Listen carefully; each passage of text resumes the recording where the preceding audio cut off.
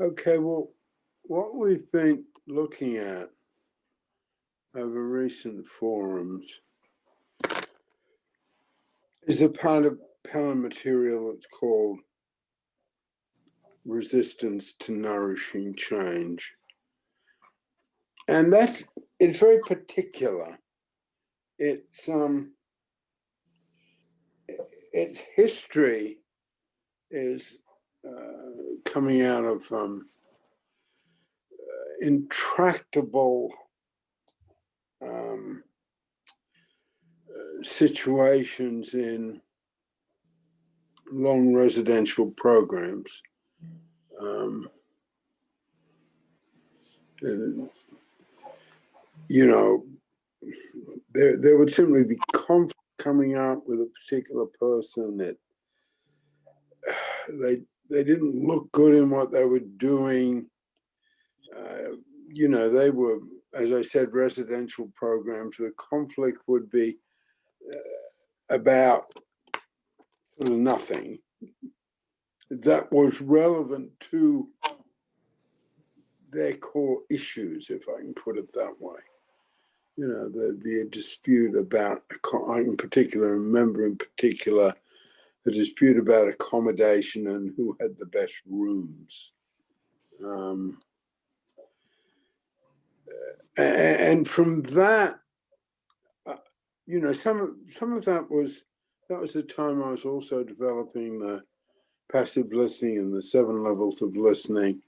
You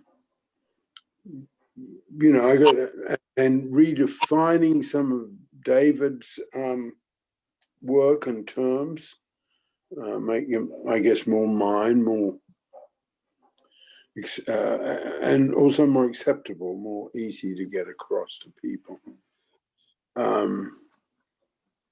And I sort of realized that we all have, and of course, in those conflict situations, a bit what in my field of work is called family therapy. You know, people were scapegoated, putting it that way. You know, someone looked like the good guy and someone looked like the bad guy. And out of that, I sort of realized that, and to some extent, that's in terms of straight theory, coming out of the Gestalt therapy and Fritz Perls' concept of projection, what drives us crazy in someone else, what we really don't like in someone else, we have inside ourselves. And then I sort of realized that within this particular sort of almost stuck place in my work, I was often in a sort of catch-22 situation. You know, a characteristic of what we call resistance to nourishing change, which is, you know, is defined as change we could achieve but won't. It's a bit low hanging fruit. You know, there is change, or there is resistance we have in us that's not resistance to nourishing change. Resistance to nourishing change is something quite particular. You know, maybe we're resisting the political values in the country in which we live, or maybe we're,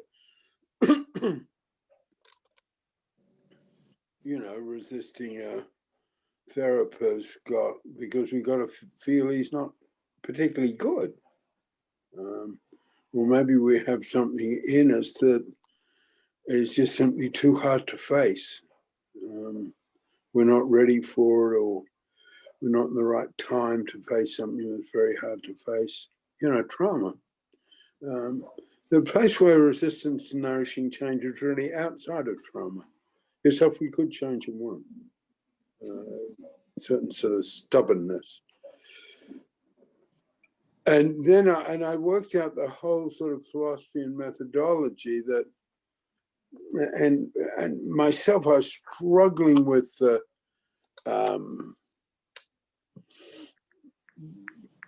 this is in some ways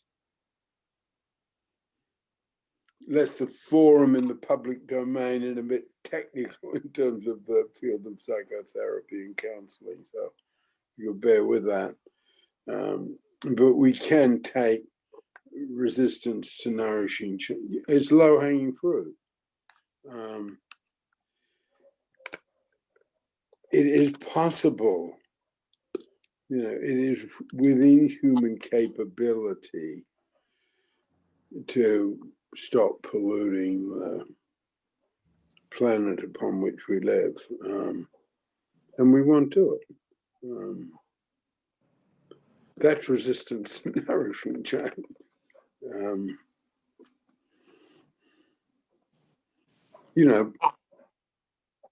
And then I split, and this is the bit that's, inside my field of work.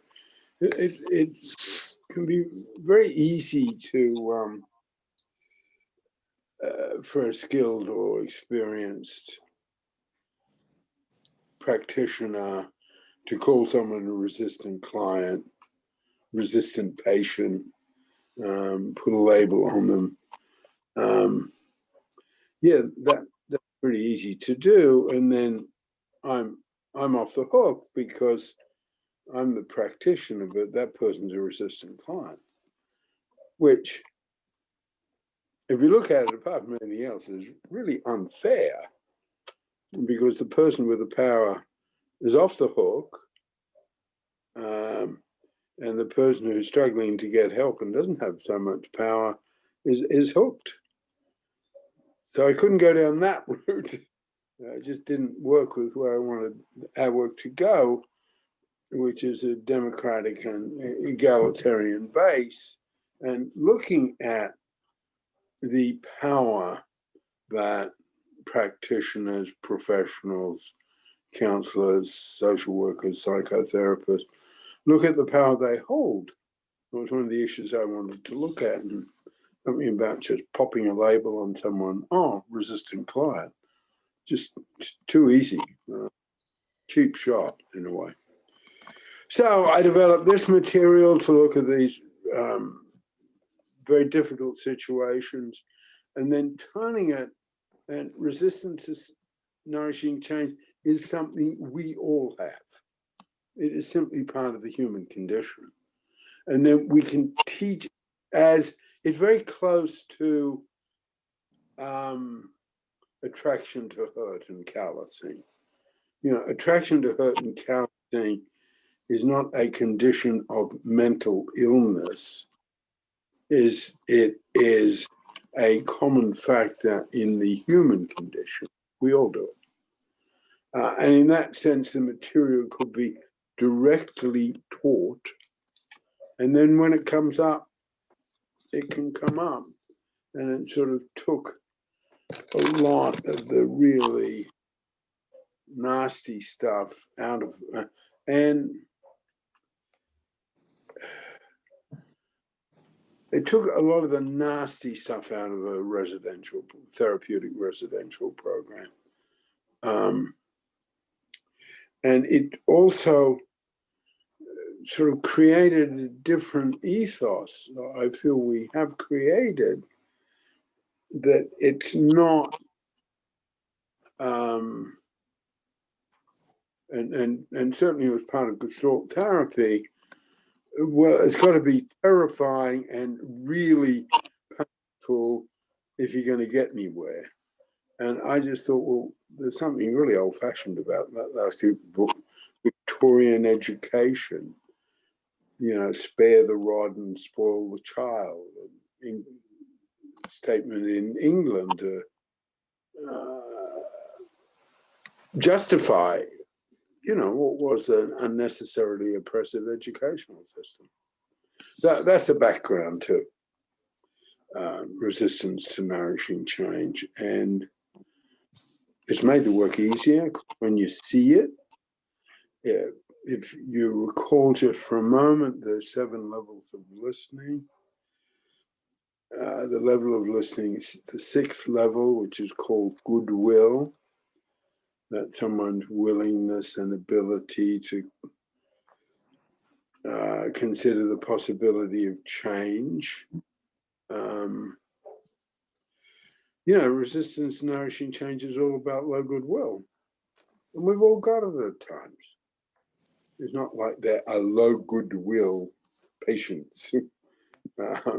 No, low goodwill is something we all, we don't want to change because we're comfortable with what we've got. And if I change, I'll be in unfamiliar territory, and I don't know what you're going to do to me in the unfamiliar territory. So, no, I don't want to consider the possibility of change. At times, we will all be there, okay? So it is a concept that's uniquely ours. The way it works, if someone has low goodwill, if someone has resistance to nourishing change, well, that's where they are at that time. One of the things we always like in Pellin with pride is the cliches of common sense. But resistance to nourishing change is very much there, but for the grace of God go I. And then it's the responsibility of the practitioner to provide the motivation for this person to pursue change, which they could achieve. I could become an organized person. I could become a person who's always in the room 10 minutes before it starts. I have done that in my life. That is within my capability. That is my resistance to nourishing change. That is my, also my attraction to her. And while the example I use is quite small, and it is the case of resistance to nourishing change, the consequences of it are very large in all our lives. Just the consequences are, we're going to sit on our resistance to nourishing change and keep pumping carbon dioxide into the atmosphere. We're going to pay a price for that. We sort of pay a price for our resistance to nourishing change. So that's that. And within Pellin, we've got the tools that sort of enable us to look at it, okay? So one of the things I wanted to do today is to marry, to coin a phrase, resistance to nourishing change and the pendulum, because the pendulum is a tool that gives us, I think I'd say it's a tool, I guess two things, trust and the pendulum are two things that give us the best shot at facing our resistance to nourishing change. But before I go into the pendulum,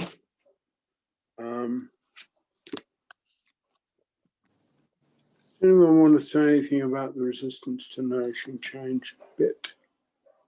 Cynthia, do you? Not really, because I'm thinking that you may answer the questions I have in the next bit, so I'll hold off.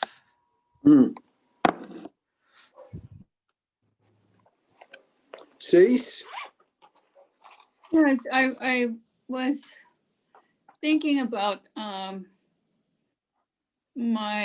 way I have resistance to nourishing changes. Just think I'll do that later, somewhere way later. Like it's like, yeah, that's a good idea, but I have all this other stuff, and so I tend to put it on some magical table somewhere where it'll get work done, which I'm just looking at my back porch where I'm sitting. It's not bad, but it could use some organization. And I will just kind of make an excuse for that. And so that's how I see the resistance. I don't feel, it's not that I'm in a bad mood or anything. I just think that's just a thought I have that it can happen later. Mm. It might happen later, probably not happen later. Tamara? Anything? Unmuted. Oh, let's see. No, I'm in the middle of thinking about this. So Okay. continue. Elizabeth? Small question. Would the way that you figure out whether or not you're dealing with a situation of resistance to nourishing change in yourself or not be advisors? Oh yeah, absolutely. Absolutely. Big pause.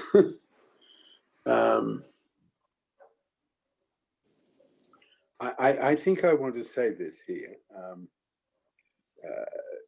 I'm writing a book on decisions, and that's what it's called. And I'm quite into it. And that's the first time I've said it publicly, and relating it to resistance and nourishing change. Part of my resistance and nourishing change is an odd sort of, I write every day, it's significant but small amount, and it accumulates. If you do something, it simply accumulates, there's no question, it's all handwritten, most of it. But I sort of don't tell anyone, it's sort of almost a secret. And that's not very useful. And ambitious about this one, because I think it can be a vehicle for a whole lot of stuff we want to do. So I'm surprised. I get that's an example of Pellin's transparency, which is the practitioner being open about her or his life. So when I think of, now I've lost your point, sorry.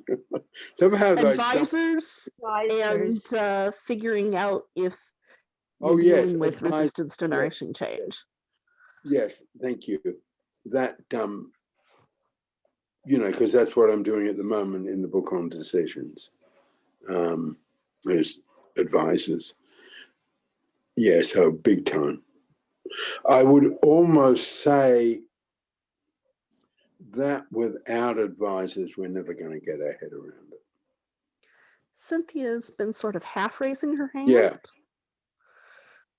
Well, actually, I will ask the question. I was going to wait till later, and you may be answering it when you start talking about the pendulum.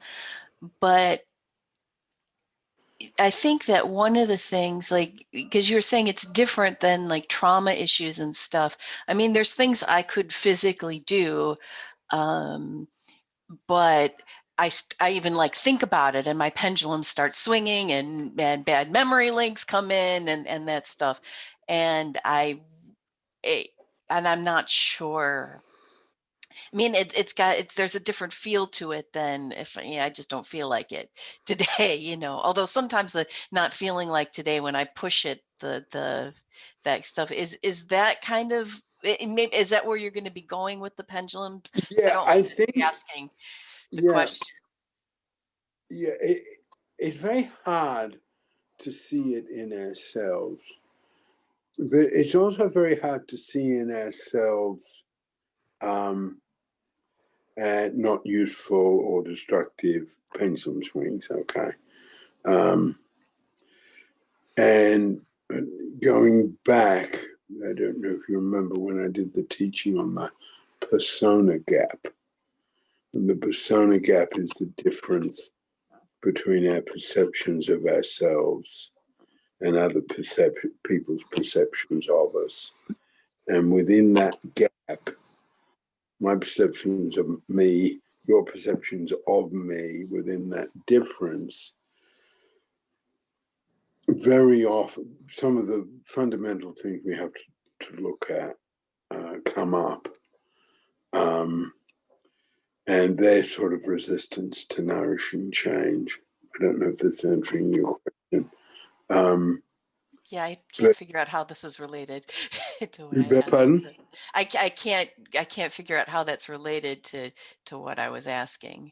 So say it again, because I got a bit high on that bit of sharing. Oh, okay. Well, actually, I can give a specific example. It's something I was dealing with in virtual, and I'm still dealing with the contacting my doctor. I'm finally getting to the point where I can think about it for more than 5 minutes without my pendulum swinging all over the place. And so I guess that's where, is that what you're going to be talking about with the pendulum? And yeah. I don't know. Okay. So then I'll save that for later. Yeah. But it's it's sort of very subtle because, I wouldn't, it's used, I think I'd say, like goodwill, like the concept of goodwill, is used in a quite limited way. It's not something that comes along and says, oh, it's not reducing everything to resistance to nourishing change. And where both these come from very much is the nature of the therapeutic relationship, the nature of the relationship between the person who's doing the helping and the person who is being helped. And there's a lot in that. Practitioners don't know how often they're defending themselves in putting a diagnosis on their patients or clients. So it'd be taking something like what you were saying, Cynthia, and almost coming in and rather saying quickly, oh, that's resistance to nourishing change, and she doesn't have goodwill, and she's a resistant client. And you take that further down the line, where this work started from for me, working with guys in prison. He is not, what's the word? Awful word. It's not quite the right word, but a case not suitable for treatment, okay? Non-compliant. With teenagers, with children, it's awful. It's draconian, it's a terrible system. So Tamara wonders if the word is non-compliant. Say a bit more about that, Elizabeth. Oh, Well, it was Tamara's word. I just tossed that in there, but non-compliant. I thought when you were trying to think of what the awful word was. Yeah. Non-compliant. Yeah, it all starts to. It's like a cascading. There's no chance. It's just once you see that client on that slippery slope, they're just doomed. Yeah, it's really hard to get them back on their feet. Yeah, and I was working with guys who acted out. There's a debate whether it's better to be a criminal or mentally ill. Maybe it's healthier to act it all out. I mean, that's a debate. So there's a whole lot of healthiness in people who are not privileged standing up to the helping professions who have all the power and who are privileged by definition. They got jobs. How many people in the helping professions qualified have lost their jobs over this time? Okay, they've lost clients, but they ain't lost their jobs. Their businesses haven't closed down. We're a very privileged group of people, and that's often not. It's not looked at. A slogan around Pellin, and this was very much about resistance to nourishing change. Hi, Mary. And the persona gap, as I talked about. You know, one of the things when I'm training people, Pellin slogan that's relatively new, cease like last decade. You know, what you got to be prepared to do is look in the mirror and go and walk out the door. In other words, you got to look at yourself before you are looking at the people to whom you are delivering a service. And it becomes an institutional thing that is very difficult for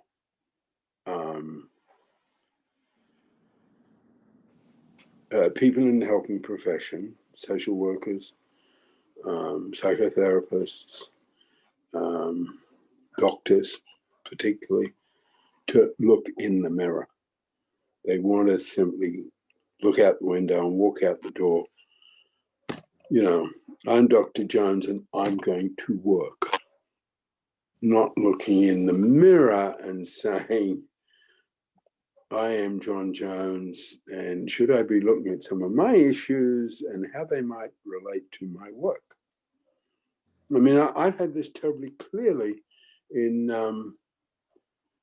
training foster carers. It's much easier for foster carers to look at themselves than it is for social workers. It just is. You know, a whole lot of my work threatens social workers, doesn't threaten foster carers. And I guess the psychiatrists won't even let us close in terms of hard feedback and passive listening to the people who have the most power. And, you know, this stuff's about power dimensions. Where that comes back into resistance to nourishing change, if someone has resistance to nourishing change, and the tip-off is always a catch-22. It doesn't matter what you do, all you can do is the least worst thing. That's almost technical. But that has ramifications on a social and political and societal level. Because those are all you can do as a politician be misunderstood.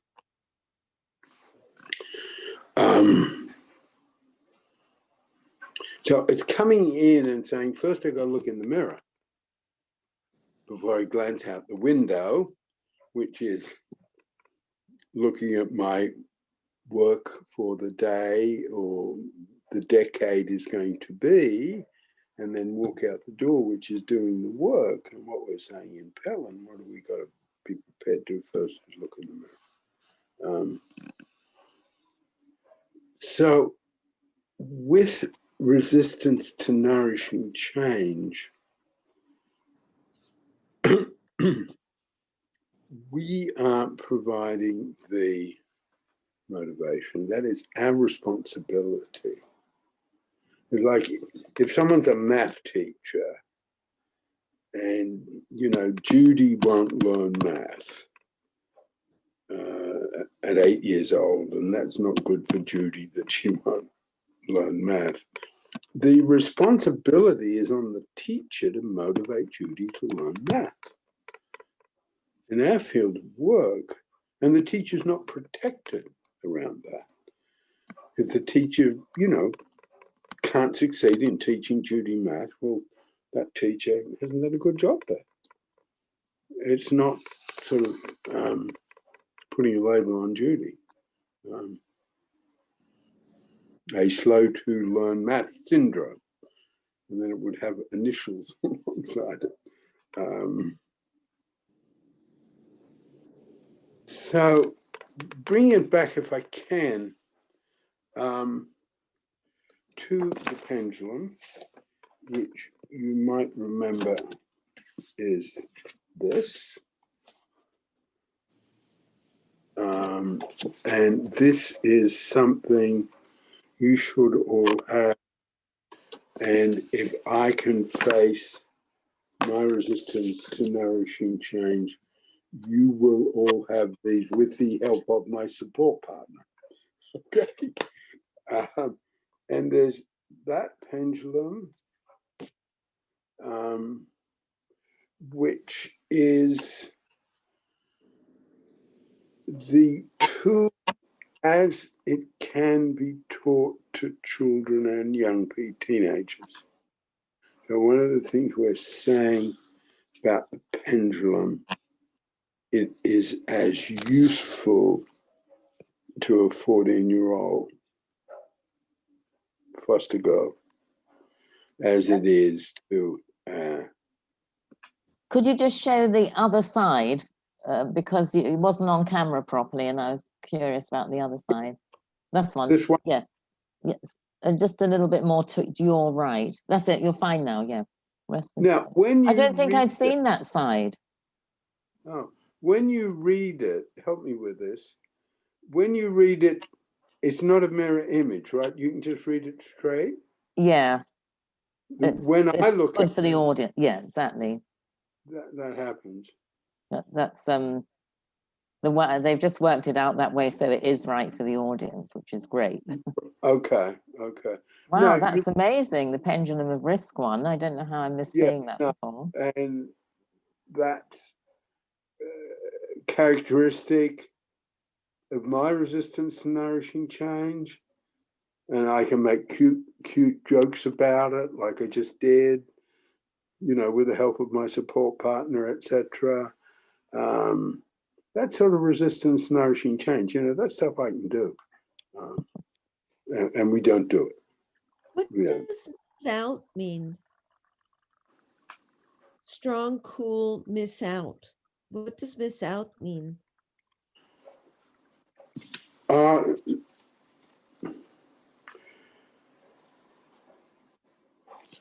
Yeah, thank you. You're right, and thanks, Mary, for slowing me down, because I did that and then didn't put it in a continuum of learning, in context. That would almost provide, that's almost some sort of description of my resistance to nourishing change. I could do those things and I'd enjoy doing them. The resistance to nourishing change is a sort of mystery, a bit like on a larger level, on an existential level. Why are we so dumb? Why are we so destructive as a species? Well, what does miss out mean on the diagram? Yeah, sorry. Okay, so teaching the pendulum. The calm of the pendulum, which at times we call the true self, it's some of the best of who we are. It's the place where we can passive listen, for one thing. It's a place where, in terms of what I shared earlier, my big project, the book on decisions, it's a place where we can make good decisions. So it's got all these strong qualities to it, okay? However, and that's the positive, the code of negative around the calm of the pendulum is that we can miss out on life because we don't take the risks that entail a big high where we not only might make mistakes, but we will make mistakes. Not only we will hurt ourselves and other people, we will be close to hurt. That's the nature of a compulsive high. So if I can just put this up again, danger, fulfillment, amazing perception. We've got all that feeling in the high.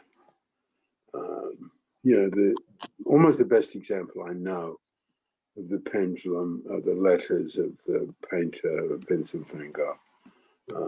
Because you know, he had these huge highs, but so much of his work was produced in the calm.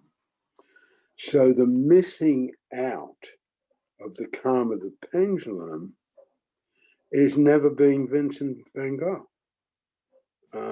Because, well, for one, he was a failure. No one was interested in his work. It's almost hard to say this day, you know. A painting of Vincent van Gogh goes on the market, and you know, the numbers immediately into tens of millions. And you know, the Van Gogh Museum in Amsterdam in Holland has just been refurbished to the tune, I think, of something like 350 million euros. Okay, you know, he couldn't have, had his brother not sent him money, he couldn't have bought the paints and the canvases, Mary.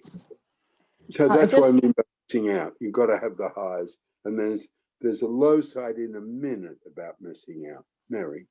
I just wanted to say an observation about how different the performance life force is from the caring life force around this pendulum of risk. I have sat through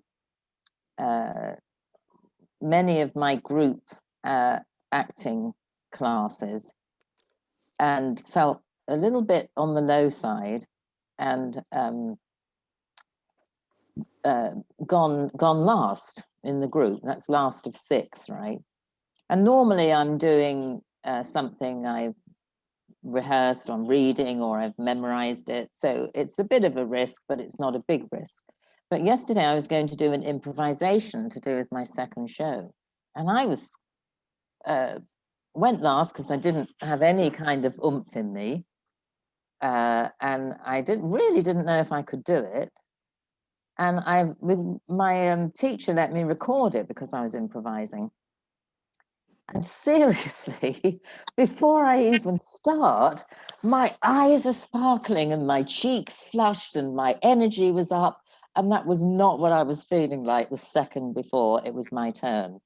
And it's so different from how one inhabits the caring life force that I just, you know, it was like a switch went on and I did this really, it was an improvisation that surprised me because I was being pixie and I really was acting out a dog so that people watching it said, oh, you've really reminded me of my dog, you know. So I just thought that was, it might add something to this. The pendulum of risk is really different from other pendulums, in other words. It's got its own life, really. It's extraordinary. Yeah. And I guess the pendulum risk does get at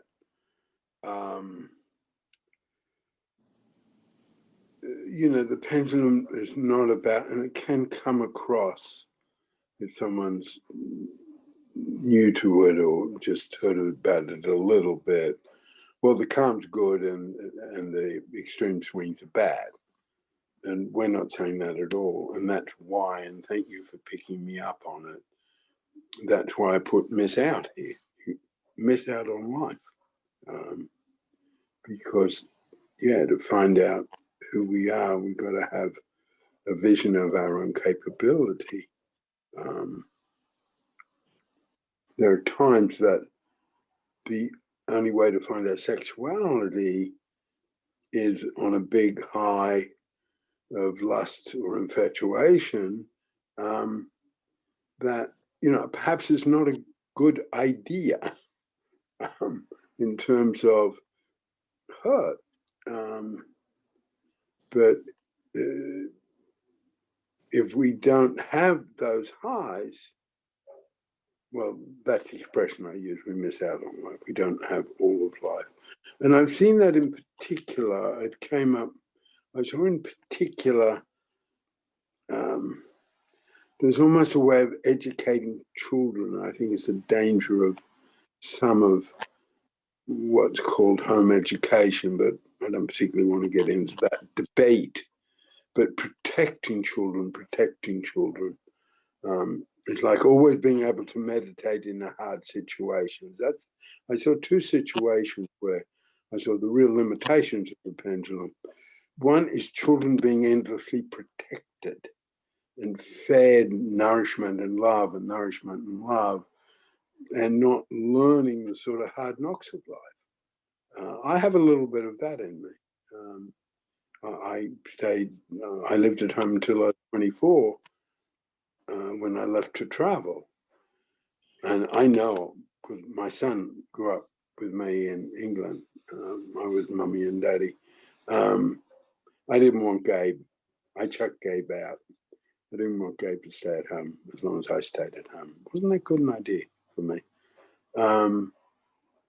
And the other thing is people who are really, really into meditation in an almost institutional way. And then when something in life comes in, just the lack of luck or, just bad luck, or, just an accident that's awful and traumatic, they almost don't know how to handle it, because they are taken up to a high and they don't know what to do with it. So the calm doesn't have everything in it. And again, as we say over and over again, the pendulum's a tool. It's not a set of rules. So, thank you for picking up that I've not shared this, Mary. Yeah. So, and just to say a little bit of sort of straight revision of this, and I will photograph these and send them to you, Cynthia, but I do want to also, it's rather nice that the piece of cardboard, nice. It's a nice thing to hold it in your hand. So I want to find a way to get them to everyone. So just a bit of straight revision on the pendulum basics. We talk about our emotions being always in a state of movement. They're like the sort of strings of a violin. Even when they're still, there's possible movement and there. And we use the pendulum as a way to express that movement, I guess what you often call mood swings.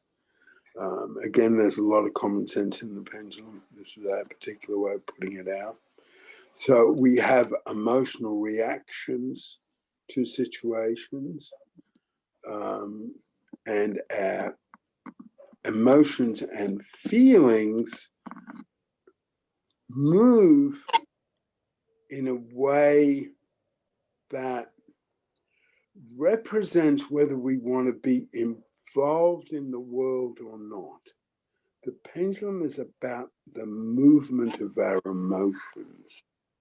It's not about high or low emotional energy.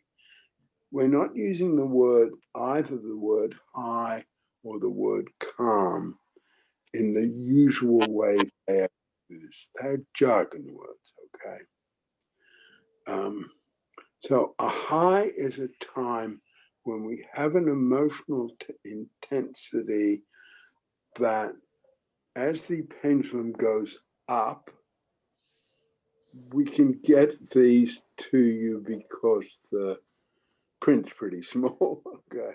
And this is a pretty good card. It needs some revision, but it's pretty good. So the high is a time when we have the emotional intensity. We struggle to have control of it, and we want it to go out into the world. We want to engage with the world with our emotions. And the higher the pendulum can be pleasant or unpleasant. This is straight definition, okay? Just definitional material. So a high doesn't mean feeling good. And even the pleasant high does not mean being positive, okay? Because heroin and booze can be a pleasant high. Exploitive sex is a pleasant high. You know, they are pleasant feelings. So the pleasant high is being in love, being enthusiastic, being happy, feeling good, feeling maybe there's political hope. That can be a pleasant high. And I think that's a good example of the missing out quality. You know, if we can't celebrate, and the pleasant high can be in the middle area, which we call tolerable. That's the yellow area. In the tolerable area, we have some choices about what we're going to do with our feelings. In the tolerable area, we might go to bed with the person we just had this flash of lust toward, or we might not.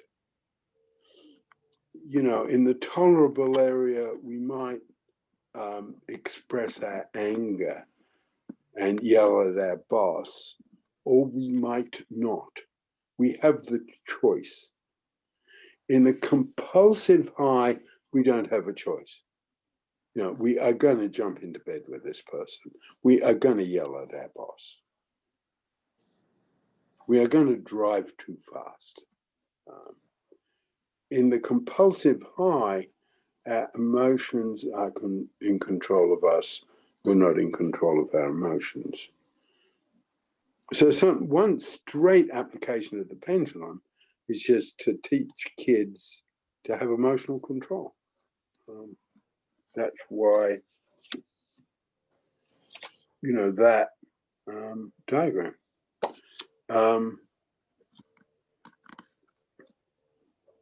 But so get back to definition, Peter. So the high can be pleasant or unpleasant. The pleasant high is enthusiasm, falling in love. It's also the destructive pleasant highs of too much drugs, too much booze, too much food, too much sex. They can be pleasant, destructive highs. The unpleasant highs are anger, fear, panic. You know, the pendulum is a useful tool in helping someone who has panic attacks, because a panic attack is a flash up to an unpleasant high that is compulsive and unbearable. But the unpleasant high can be productive. You know, I use the example of Van Gogh because you know, he would let himself have unpleasant highs of fear and mania, and of course it killed him. But there was something in that, was the depth of his soul that produced the paintings that he produced. Yeah, I think you could say about Vincent van Gogh, I'm not saying about everybody, but he would have missed out on his soul if he didn't have the pendulum swings, if he just stayed in the car. So the pleasant high and the unpleasant high, when they are compulsive, we are close to being hurt and hurtful. That's the dangerous side of them. The positive side is that they are visions of our own capability, whether it's sex or art or performing, visions of our capability we can only get from the high. We cannot, it doesn't come anywhere else. Peter, Yes. those examples seemed quite performance life force based. Is there a vision of our own capability on a pleasant high in the caring life force that you can think of? Yes, the caring life force is very complex, okay, and very subtle. And that's why, going back to the stuff I was saying earlier, that's why professions that fall within the caring life force are way too protected because of the subtle nature of it. But yes, it's when you feel like God, okay? And I think I've shared it here. One of my great mentors and the person who I got a vision of what AA was capable of, a guy called Jack Lynch, and he'd been a soldier and a criminal and a really bad guy, and went to prison. My boss found him in prison and he became a counselor, Jack Lynch. And Jack Lynch used to come in and say, "Hi, God, I guess you don't have time for a cup of coffee, God." Yeah, in the caring life force, you know, without me, you won't make it.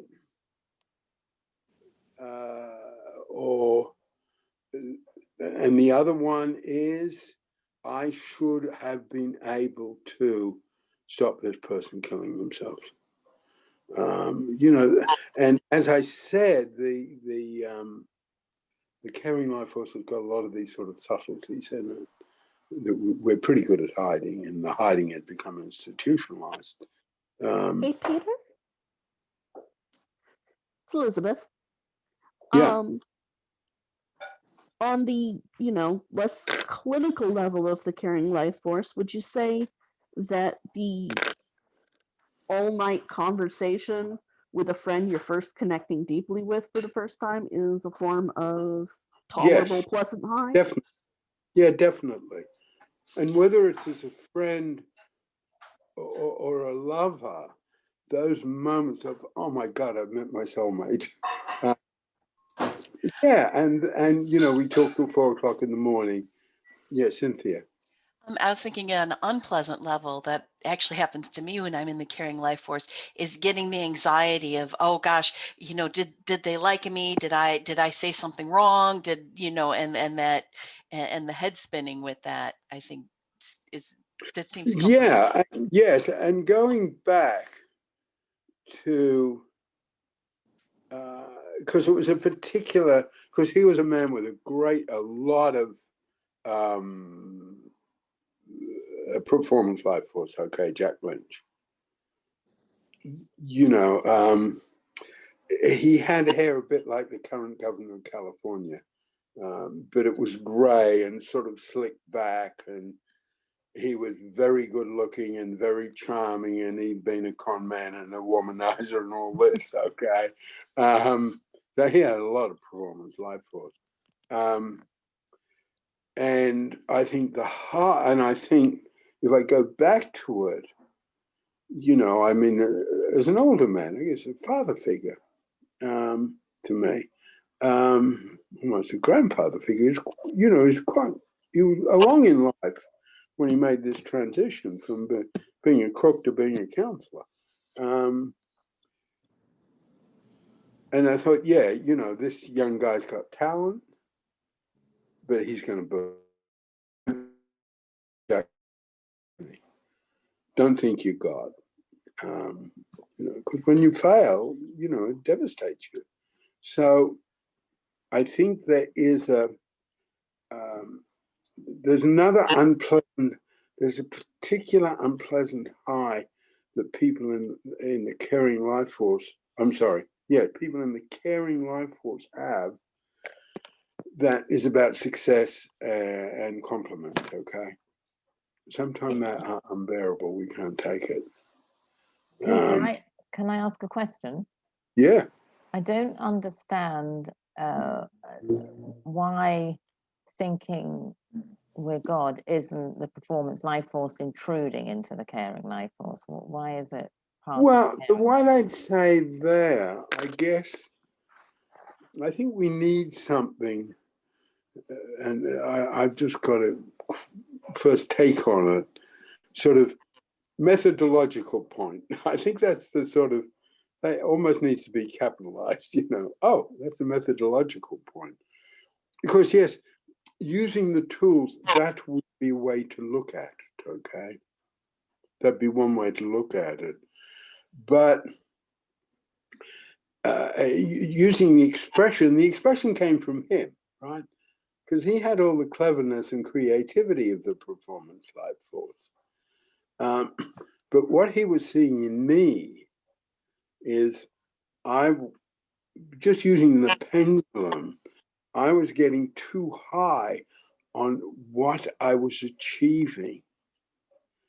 So, because, you know, as a kid to him, you know, he'd been through the war, he'd been through prisons, you know, he'd done horrible things, he'd lost his family, lost his home, lost his kids, got it all back. I mean, you know, the power of AA, no question. Got it all back. And I learned years and years later that at his funeral, his son went up to my ex-boss, Merv Davis, and said, "You saved my dad's life." Okay. Coming back to your question, it is sort of pure caring life force and a high on caring life force to have a real feel, I can change someone's life, okay?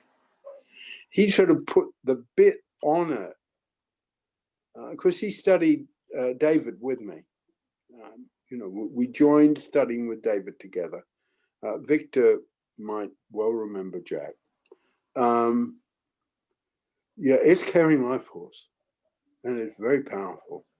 And it's a vision that you can inspire you for your whole life. But it is a big high, and you've got to be careful of it.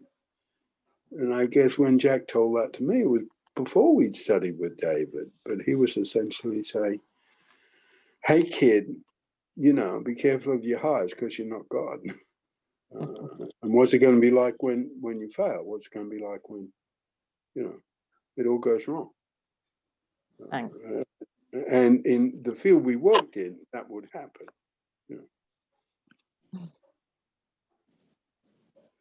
So they're highs. And I think one of the couple of important things about the pendulum, I think the hardest thing about the pendulum, and after all these years, I don't quite, Dave talked with a lot of body language. I don't feel like even now quite get across what it is. It's the movement of our emotions, okay? It's sort of where they want to go and what that means. Because the high side is extrovert, physical, out into the world. You know, the high side is, you know, a gorgeous sunset, and you want to, you know, grab your partner so you can share that with somebody. That's the high. On the low side is introvert, mental,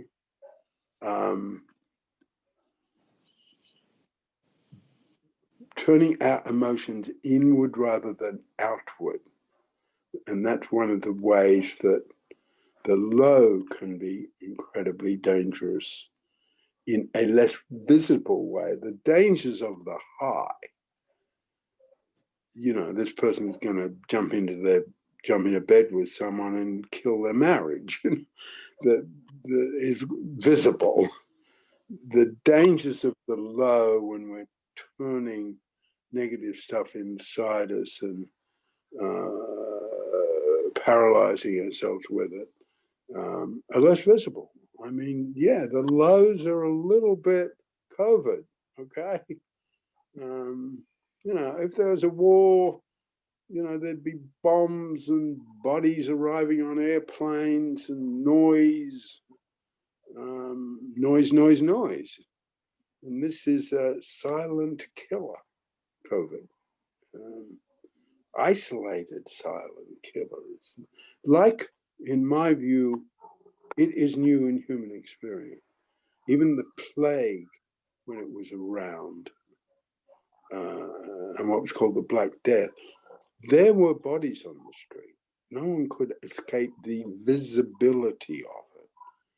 But people can escape the visibility of this. It's very odd. And almost analogous to what a low is. Because one thing we say about the pendulum, and the big parts of it, is the extent we get high, we will almost inevitably get low. And that's where the whole resistance to nourishing change things comes in. Because we get very high, we come down to the low, and if you remember feelings of accomplishment, we can, whether it's an unpleasant high of anger or a pleasant high of creativity, we can get real feelings of accomplishment in that compulsive high. And you remember how important feelings of accomplishment are. They keep us going on a day-to-day basis. Pardon me.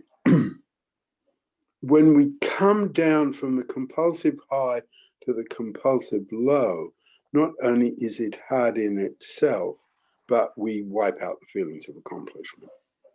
You know, almost always. And we rubbish ourselves, and it's turned in with, you know, I'm a lousy, you know, someone getting high because, you know, the kids, yeah, I mean,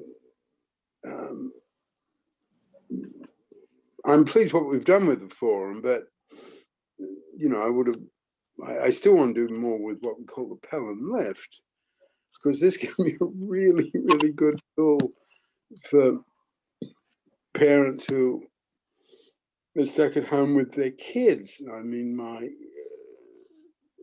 you know, small apartment, both parents working at home, and the children who were 12 and 7 also at home, okay? That's a lot of tension, okay? That's a lot of pendulum swings. And that's, yeah, Cynthia. You said in there, because I've been kind of confused in how this is relating to resistance, you said when you go high, you go low, and that relates to resistance to nourishing change, but I don't understand where that connection is, and I don't understand. No, thank you for the question, because I didn't say it. My fault. The connection is that when we come down to the low, we make everything mental, and in the compulsive low, we either have a sort of fog of negativity or a precision of negative, one negative thing after another, okay? And that's simply because there's a big difference between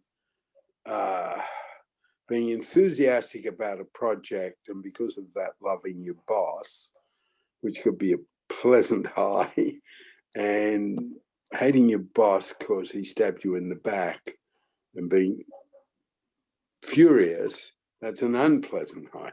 Those are clear differences. The differences on the low side, and this is where it gets into all the complexity of resistance, nourishing change. The unpleasant low is sort of depression and guilt, maybe shame. The pleasant low is martyrdom, self-pity, poor me. The difference between those two is not as clear as on the high side. So in the low, we will be invested in our resistance to nourishing change.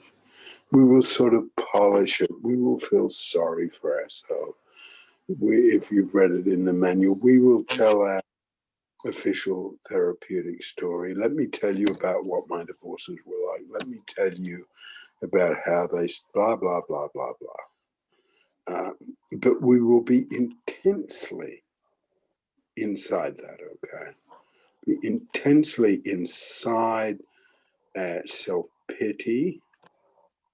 And there's a real difference between self-pity and self-doubt. One's a pleasant low and one's an unpleasant low. And the reason I thank you for the question and the reason I want to slow down here, that is a very dangerous place. Because within the, what I call polishing our vicious circles of the pleasant compulsive low, we can fake to ourselves and others that we're in a car.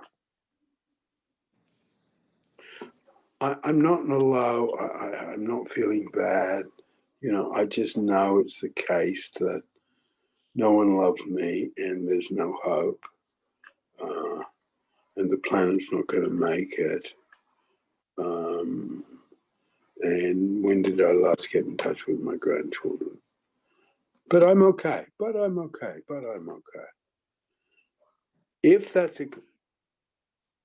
a compulsive low, someone can kill themselves there. That's where I mean it's dangerous. And one of the things about Pellin training is be able to clearly recognize when that's going on. Because that is compulsive low, attraction to hurt, resistance to nourishment, all wrapped up, okay?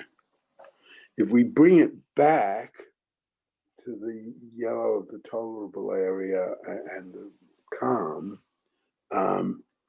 that's a place where I'm not so invested in my in my resistance to nourishing change, okay? It's almost the, Mary. Well, I just wanted to give an example of the resistance to nourishing change from a deep low.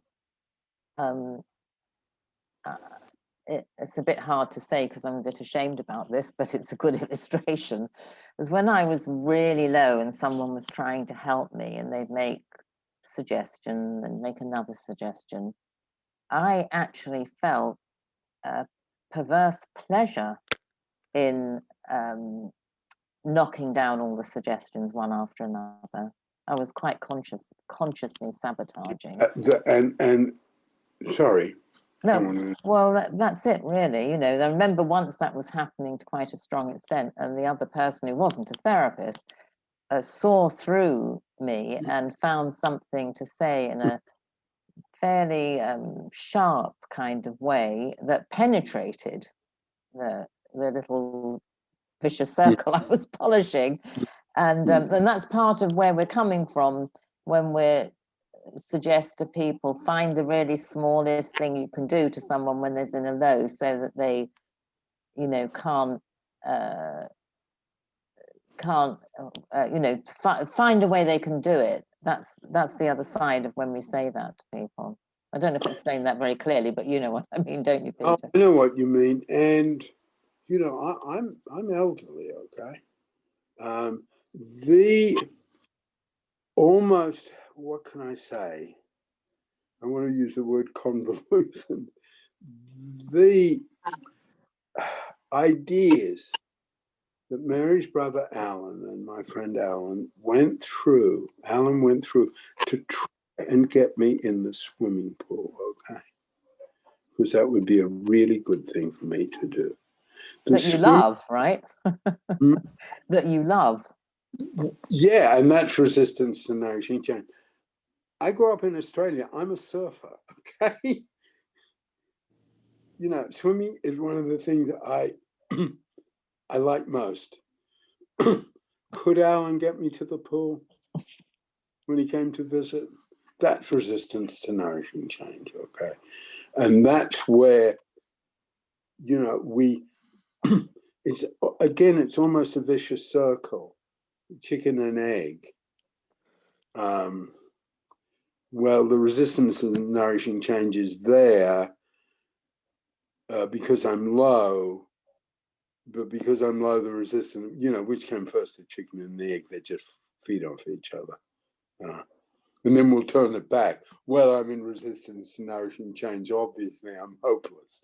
You know, it's the constant stream of negativity, particularly in the calm and the pendulum. Okay, I'll give it a shot. And giving it a shot is almost the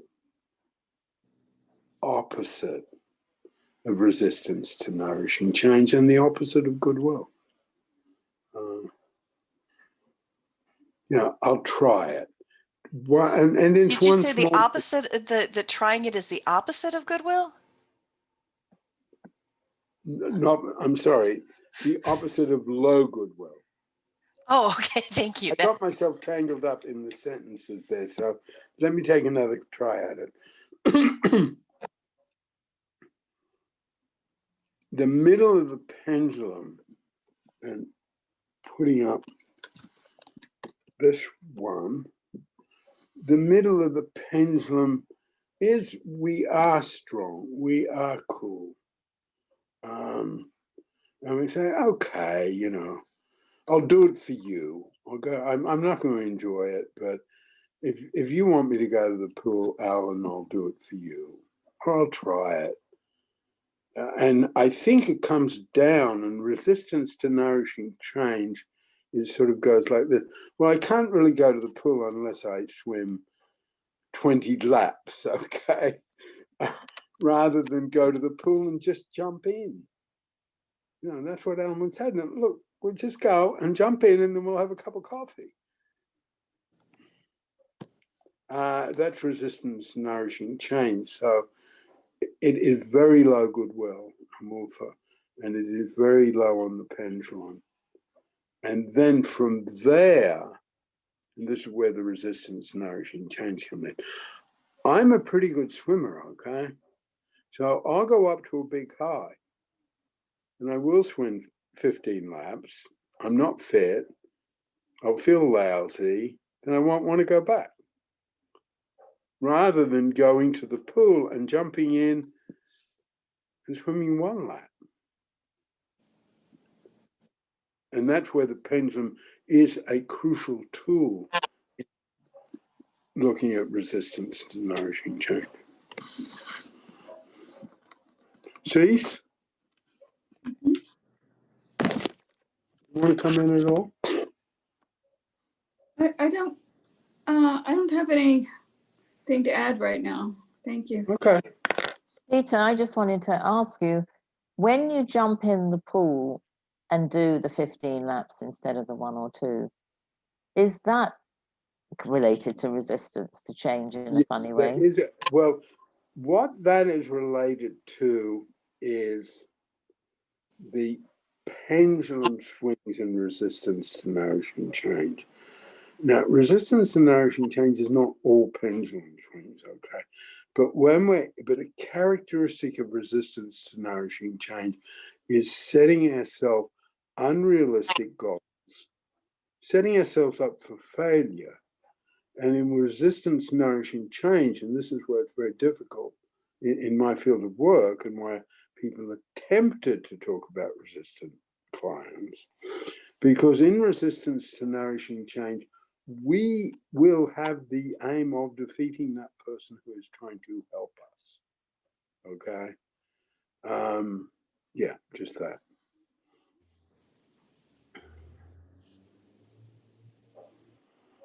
Nikki, do you want to come in on this one? Or? Hi. I'm doing a lot of thinking in relation to myself, and there was a stage when you were talking about the pendulum bit where about highs, and you know, I was thinking about how I don't have them hardly at all, Mm. and I just have tolerable lows. And then you talked about, there was a really convoluted bit where I thought for a minute, oh, that's a bit interesting, and then you sort of changed it. It was something like, it sounded like for a minute I thought, oh, it's a new little concept. It seems like that it might be me. That's kind of something like calm, low, but not low, but high, or something like that. And then you changed it into the more conventional kind of thing that then doesn't apply to me. That's like negative thoughts. And it's like, no, it's not about negative. I think you're right. What that bit is, and it's a bit new, and I did sort of stop myself because anyway, I'll say it now. What it is, there's a particular low calm, okay? Fairly close to that middle blue area, but still on the low side. That I believe can be very productive, okay?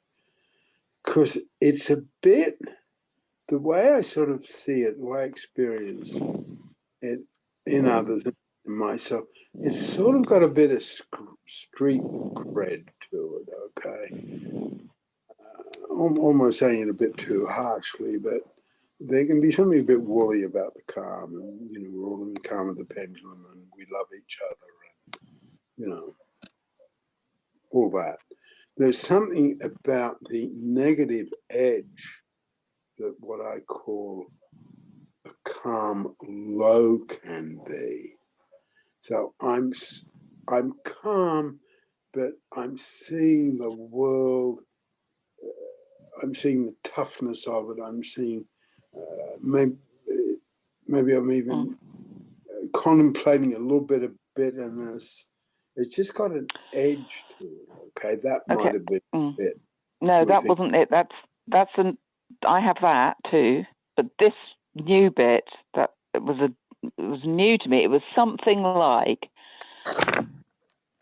it was like you were saying a high that gets internalized. You did say the word introversion or introvert at some point, I thought, and it was around then. And it's like, yeah, that's why I don't feel high, but I do feel things like it's too intense. I have things that in my head and my emotion, it's too intense. Or not even too intense. It's really, really, really, it's not too intense. It's really intense. And I can stand a lot of intensity, but it is so tiring. And so I can't do very much in the world. I think that's the thing. That's the new insight for me from what you're saying. I think the pendulum could be useful. That might have been the bit when I was talking about highs, the sort of highs that and resistance to nourishing change that people in the caring life force have. And how it was something around there. Because first of all, you talked about highs and they were sort of outward going, and that was a whole stream of stuff. I'm like, I kind of vaguely theoretically understand what you mean, but it's not me. And then there was a twist, and it was like, that high. Let me think. That high that you're talking about thing, I do it, but inwards. I don't do it outwards. I do it inwards, and that's what's so intense, and that's what's so tiring. Okay, so that's some new thing for me. I wrote a piece once, and this is where Vincent van Gogh comes in.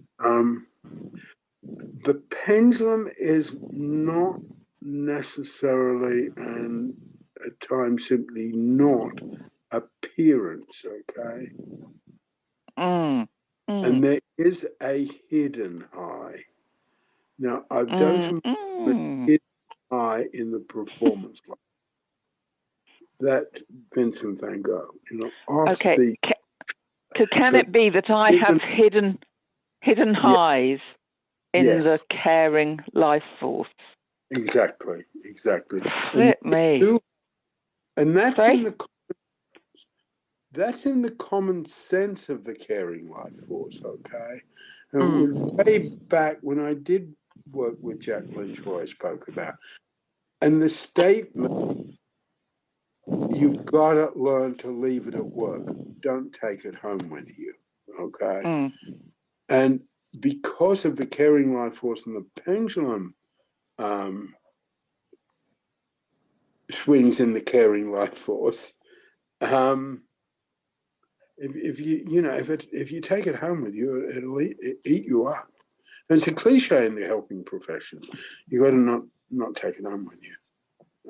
Yeah, but that's talking about problematic things. Like if you were a social worker and it's all horrendous. But if you're a therapist and what you've done is really achieved something in that hour, so it's really intense. It might be really, emotional stuff or really psychologically really, really, really complicated.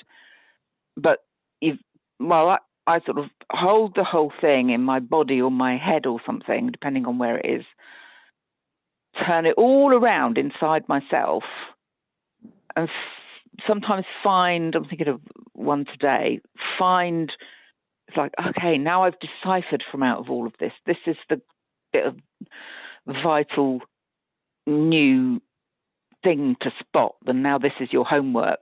Focus on that for next week, right? And I don't know. I think that's the thing I'm talking about. That's like, it's really intense. It's really rich. I don't feel high, but I feel really intense. But it's not a problem. It's not like, oh, I would take that home because there's no problem. I solved the problem by the end of it. Yeah. No. The reason I use that particular example is just holding your question within the caring life force, okay? Because I think this is perhaps more of a pendulum swing than you realize. I think you're right, yeah. And the pendulum could be useful. Yes, thank you. Okay, I'll stop talking about that now. Thank you. Can I just mention something, Peter? I just want to check something with you. So I've thought for a long time that anxiety and depression go together in long lows, that the anxiety moments might be a hidden high that helps people stay low for a really long time. And do you think that's right? Oh, absolutely. Absolutely. There's no question about that. Yeah, I mean, this has got a lot of application. Cynthia. I was thinking of the hidden high, and for me, it mostly happens in the caring life force, but sometimes in the material life force, where your mind just goes into this like spiral of what if this, what if that, what is this, what is that, and it just, and because I'm wondering if that, and then I think about like the calm, how I've learned to deal with my head doing that, and I can't always do it, is to sort of bring it down to the moment right now, what's going on this very second, to okay, and even like what am I going to do like right this very minute, and that tends to stop the what ifs. But if I let the what ifs go so long, I get exhausted from the what ifs, and then I'm in a low and I don't want to do anything. Yeah, I think that's true, and I think the for some of us, the what ifs really is a lot of pendulum swings, and probably feed resistance to nourishing change. Not necessarily the same thing, but Fritz Perls, when I was studying with him, said, with a very, I think I've said this here before, with a very heavy German accent, the two games that would be crazy are the comparison game and the regret game. Okay, so we get, if we get into comparisons and regrets, it's another way of looking at the what ifs. They can be real pendulum swings. Okay, they really can. And again, I think perhaps the important thing about today, which we'll finish in a moment, is that I think resistance to nourishing change and the pendulum are often hidden. And within that hiding, we are sort of isolated. And one of the things I would like to get back to, and perhaps I'll do next time on the forum, is resistance to, which will be Sunday, resistance to nourishing change and the wheel of change. Because I present the wheel of change much less, this is Caring Life Force, because it's my work, not David's. So there's no neat diagram on the wheel of change. I'm better at presenting David than I am me. That's classic Caring Life Force. Okay.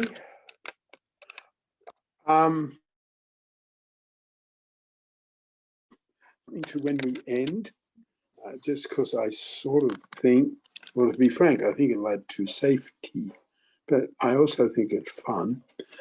So we're going to say where we are, but we're also going to say what the time is, okay? What the time of day is. I just want to try it. Okay, I'm Peter. Yeah, I think I want to say I'm pleased I had these cards to hold up today. And it's almost 20 to 8 in King's Lynn in Norfolk. Do you want to go next, Mary? Sure. Sorry, what was, I was so busy looking for someone to write it down, I've forgotten. Resistance to nourishing, oh, the wheel of change. Yeah. The wheel of change, right. Thank you. So I'm Mary in Rosarito Beach, Mexico, and it's nearly 20 to 12, nearly 20 to noon. Elizabeth? Oh, she must have had to go. She's not here. Oh, Cease? I'm Cease and I'm in Tampa, Florida, and it's about 20 to 3 in the afternoon. Okay. Cynthia? I'm Cynthia. I'm in Kankakee, Illinois, and it's about 20 to 2 in the afternoon. Okay, Tamara? I'm Tamara in San Francisco, California, and it's 11:37 a.m. Okay. I did get everyone. And also I want to say that I'm interested in that you said that resistance to change and then looking at trust and the pendulum. And I'm interested in what you meant by trust. Okay. Okay, let's put that on an agenda and certainly touch on it on Sunday. Okay. I haven't said where I am. Oh, sorry, Nikki. I'm Nikki. I'm in Wimbledon, where it's similarly 7:40 in the evening, and I'm finding it really exciting hearing all the different times of day. I had no idea it was so varied. It's a whole new perspective. Yeah. Okay, well, I'll see you Sunday. Yeah. And thanks for coming. Okay, bye, bye-bye. everyone. Bye, everyone. Bye-bye. Bye.